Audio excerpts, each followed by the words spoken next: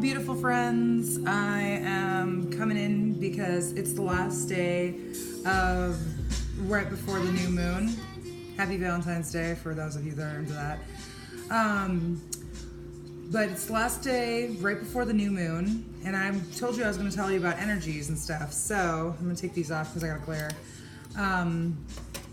So obviously our own energy affects us, and then there's certain beliefs that there's an auric field, and then you have like the universe and the moon and all that good stuff. So our energy is affected by outside sources and inside stuff.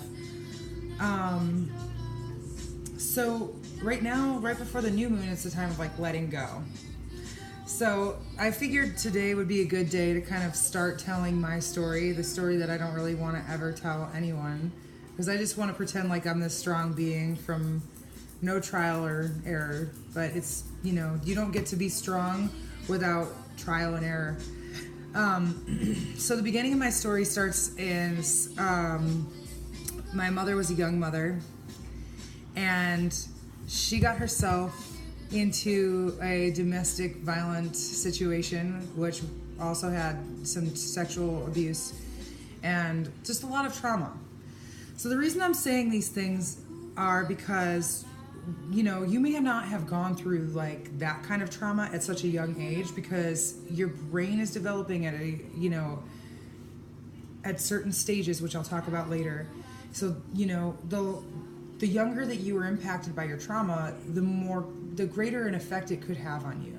This is why they talk about things like the cycle of abuse, because the younger it happens, it's so deeply programmed into your subconscious that you're unaware of your own actions. And in order to really truly change behavior, like overeating for me, or any other, you know, bad behavior that you have that you're not happy with, that isn't serving you anymore, you have to kind of look for the demons that planted those seeds in the first place, you know, because there are weeds in our garden of life, and sometimes they're so deeply rooted that we can't just like grab them and pick them out. We have to like get a shovel and like dig that shit right out, you know?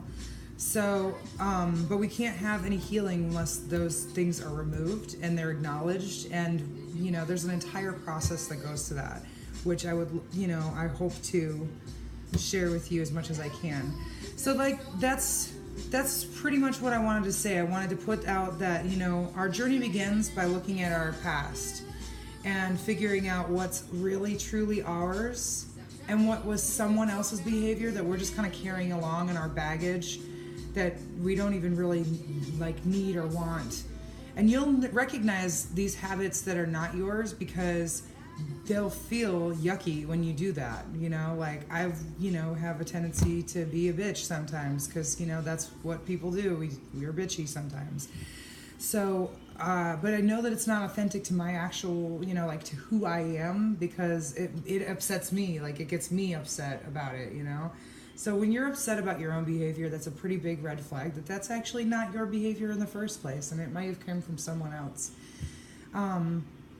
So I went over my 3 minutes, but I thought that this was really good information to share before I start jumping into all these other crazy things that I think, and that I've read about. But it's important, like I said, you know, just to start affirmations and to like pretend to change and like do all these different things with your life, it's not going to work. And when it does start working and you start, you know, doing different things and changing, sometimes your whole fucking world gets flipped upside down. But I don't like going over too much and wind on my favorite number. But yeah, so I don't want to go over too much. We'll talk about it tomorrow. Bye.